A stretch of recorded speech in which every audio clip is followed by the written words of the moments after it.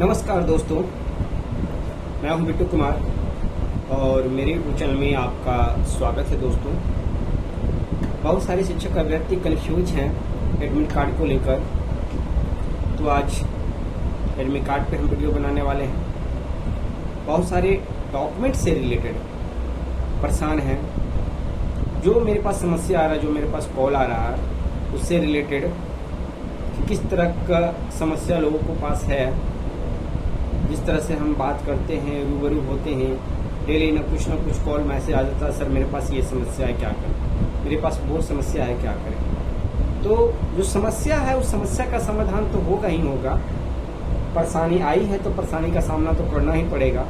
ऐसे भी ऑलरेडी आप लोग 3 साल से परेशान हैं, दिसंबर 2023 से, या फिर कहिए नवंबर 2023 से परेशान हैं। और जब तक आप स्कूल में ज्वाइन नहीं कर लेते, जब तक आप विद्यालय में पहुंच नहीं जाते, आपके पॉकेट में पेमेंट नहीं आ जाता है, तब तक परेशान रहिएगा।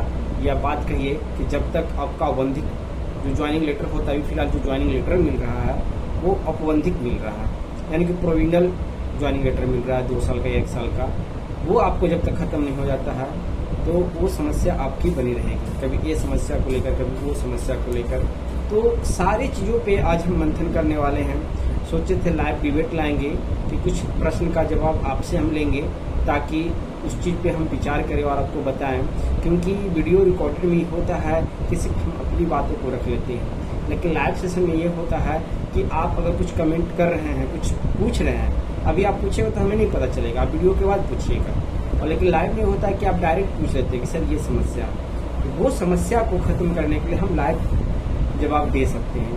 तो कुछ ना 1-2 दिन के बाद वो लाइव सेशन भी हम रखेंगे, जो भी समस्या हो समाधान भी करेंगे। बहुत सारे लोग कॉल कर रहे थे कि सर ग्रुप को ओपन कर दें।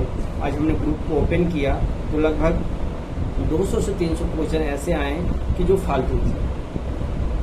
उसे सर रोहतास जिला के कौन है, सहरसा जिला के कौन है, समस्तीपुर जिला के कौन है। तो अगर ग्रुप बनाया गया है आपको इन्फॉर्मेशन देने के लिए, अगर किसी तरह का कोई समस्या आ रहा है तो उसको बताने के लिए, आप ये पूछिएगा कि समस्तीपुर से कौन है, रोहतास से कौन है, तो फिर तो ये सारा समेला ग्रुप में ऐसे ही पड़ा रहेगा, फिर आपको जानकारी मिल पाएगी कहाँ से। तो फिर कॉल मैसेज आने लगा कि सर ग्रुप को लॉक कीजिए, तो आज हमने ग्रुप को लॉक कर दिया।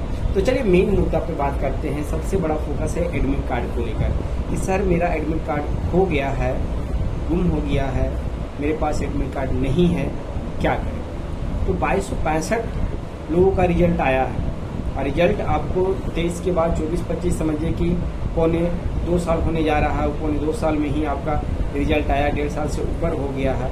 तो किसी के पास अगर 2265 में कहे तो 1000 के पास समझिए कि डॉक्यूमेंट एडमिट कार्ड नहीं होगा।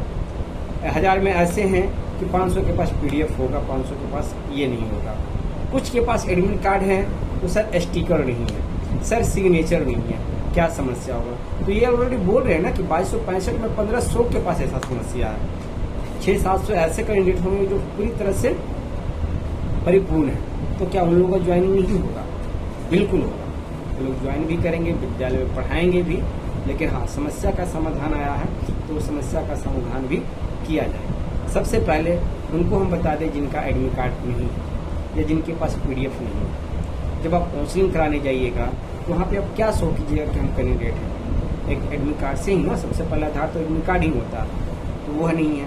बहुत सारे लोग BPSC ऑफिस गए, वहाँ पे हाथ खड़ा कर दिया गया, वहाँ पे सीधे जवाब दे दिया गया कि हम आपको रोल नंबर, स्टेशन नंबर ये सब दे सकते हैं, पर एडमिट कार्ड का हम लोग के पास ऑप्शन नहीं होता है।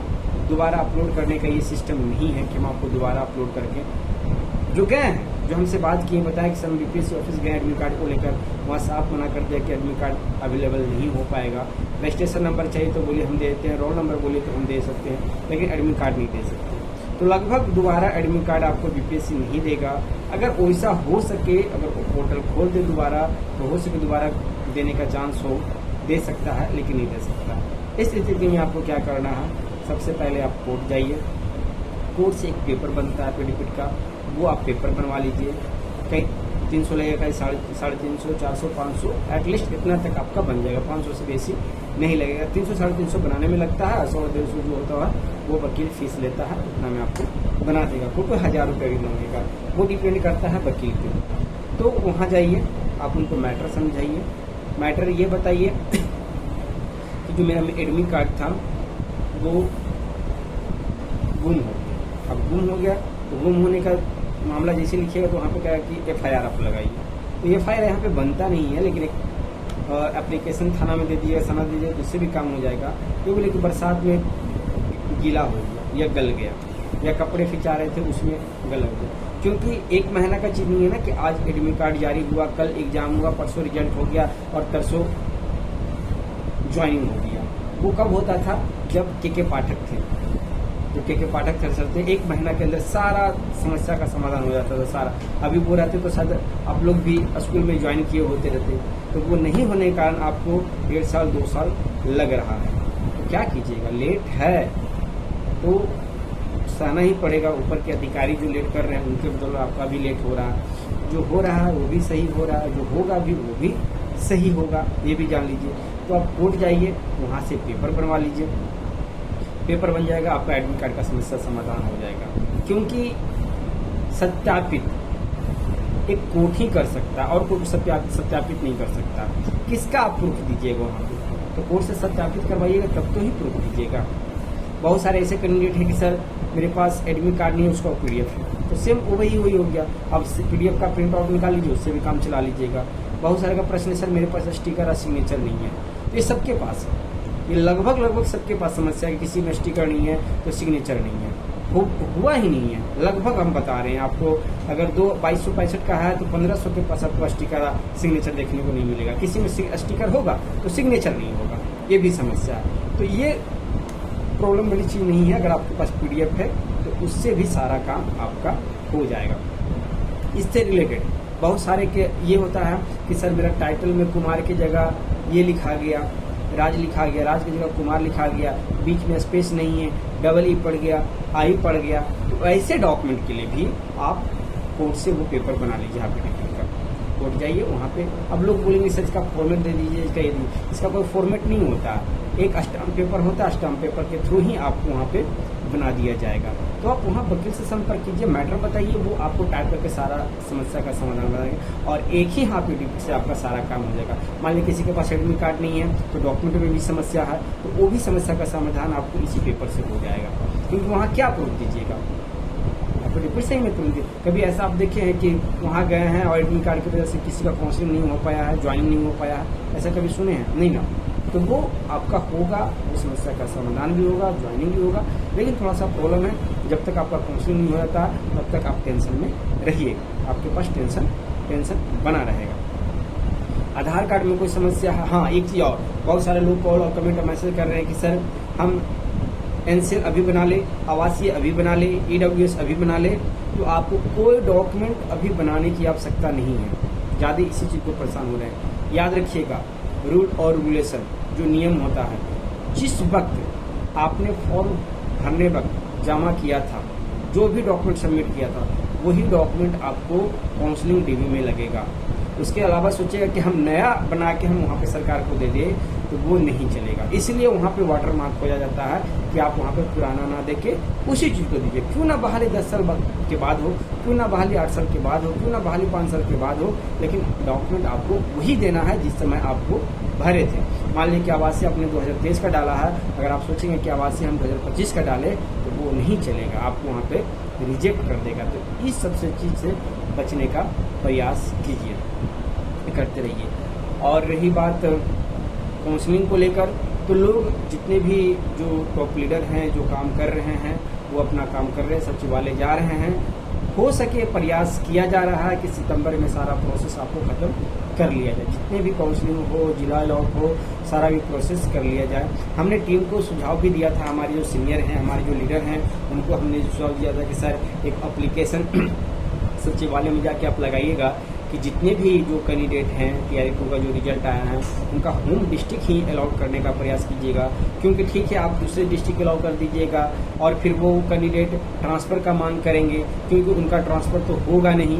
क्योंकि क्यों नहीं, इसलिए नहीं होगा कि एक रूल हो कि TRE1 का TRE1 के साथ ही अथी होता है, ट्रांसफर होता है, TRE2 के साथ TRE2 के साथ ही ट्रांसफर होता है, TRE3 वाला का TRE3 के साथ ही ट्रांसफर होगा। उसमें भी कैटेगरी बात लीजिए, अगर 1 to 5 का है तो 1 to 5 के साथ ही होगा, 6 to 8 का है तो 6 to 8 के साथ ही होगा, 9th-10th के कैंडिडेट हैं तो 9th-10th के टीचर के साथ ही होगा, 11th-12th के हैं तो 11th-12th के साथ ही टीचर होगा। ऐसा ना हो कि 1 to 5 है और 6 to 8 के टीचर से आप ट्रांसफर करा लेते, ये नहीं होगा। तो आपके पास ट्रांसफर कितना मिला, 2265 कैंडिडेट आपके हैं। तो जब भी आपका ट्रांसफर होगा तो यही 2265 टीचर के साथ ही आज पर ट्रांसफर, 2265 तो आपको दूर बोल दिए, उसमें 1000 आप 1 to 5 रख लीजिए, 1000 1 to 6 to 8 रख लीजिए। अब उस 6 to 8 को भी आप 4-5 सब्जेक्ट से डिवाइड कर लीजिए।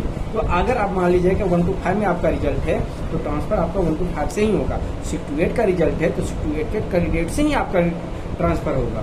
तो 6 to 8 का रिजल्ट कितना है, मान लीजिए सोशल साइंस का तो 200-250 होगा, 249 से 39 होगा। मैथ साइंस का कितना है तो 233 है, तो 233 में सोच लीजिए कि आप जाइएगा मुजफ्फरपुर और कोई जाएंगे पटना, तो आपको लगता है कि आपका कैंडिडेट मुजफ्फरपुर में ही मिल जाएगा जिससे आप ट्रांसफर करना चाहिएगा। तो ये दूर जाने से बेटर है कि हम सचिवालय को आवेदन दें, सचिवालय को बताएं कि सर हमें दूर ना भेजा जाए, हमसे भी चॉइस मांगा जाए। जैसे TRE3 में चॉइस मांगा गया था, जैसे HM के साथ मांगा गया था, HM के साथ तो होम ब्लॉक भी मांगा गया था कि आप 3 ब्लॉक दे दीजिए। अगर इस तरह का पोर्टल आपके साथ भी खुल जाता है, इस तरह का पोर्टल भी अगर आपके साथ ओपन हो जाता है, डिस्ट्रिक्ट की जगह अगर होम ब्लॉक भी आपसे मांग लिया जाता है तो और बेटर होगा। अगर वो नहीं मिलता है तो आप भगवान से प्रे कीजिए या फिर जो वहाँ पे SS बैठे हैं उनसे आप प्रे कीजिए। प्रे कैसे कीजिएगा, तो आवेदन के थ्रू प्रे कीजिएगा। तो आप प्रे कीजिए कि सर हमें भी होम डिस्ट्रिक्ट का चॉइस दीजिए, हमें भी होम प्रखंड का चॉइस दीजिए, जैसे TRE3 में और इसे HM के साथ आप दिए हैं। तो इससे ये होगा कि आपको होम जिला ही चॉइस मिलेगा। नहीं तो अगर आप दूसरे डिस्ट्रिक्ट में चले जाते हैं तो क्या लगता है कि जो ट्रांसफर हो रहा है फिर बाद में होगा, चुनाव है, चुनाव के बाद फिर सारा रास्ता आपका बंद हो जाएगा। अगर आपका सिलेक्शन अभी जल्दी करा लिया जाता है चुनाव से पहले तो हो जाएगा, चुनाव के बाद किसका सरकार आएगा, किसका सरकार नहीं आएगा, वो सरकार क्या करेगा, किस तरह का बर्ताव करेगा, कितना लेट करेगा, कितना लटीफ करेगा, कितने आप झमेले में फंसिएगा, ये थोड़ा सा समझने वाली चीज़ है। तो जो बात को हमने अपने प्लेटफॉर्म के माध्यम से रखा है उस चीज़ को आप समझिएगा, अपने ऊपर के कैंडिडेट से बात कीजिएगा, अपने आप से चर्चा कीजिएगा और इस होम डिस्ट्रिक्ट को बोला थोड़ा सा इस पर विशेष फोकस कीजिएगा। तो ये वीडियो आपको कैसा लगी दोस्तों, आप हमें कमेंट करके बता सकते हैं और ऐसे वीडियो न्यूज़ पाने के लिए आप हमारे चैनल पे बने रहें। हम फिर आपके नेक्स्ट वीडियो में मिलेंगे। किस तरह का कोई समस्या होगा, किसी प्रश्न होगा या किस तरह का कोई क्वेश्चन आता है मेरे पास तो उससे रिलेटेड हम उनको एक बताने से अच्छा होता है कि हम 565 लोगों को बताएंगे तो वो एक क्वेश्चन से रिलेटेड है, सिर्फ उसी तरह से 50 लोग और संबंधित होंगे तो उनको भी ये हेल्प मिल जाएगा। तो फिर मिलते हैं एक नेक्स्ट वीडियो में। धन्यवाद।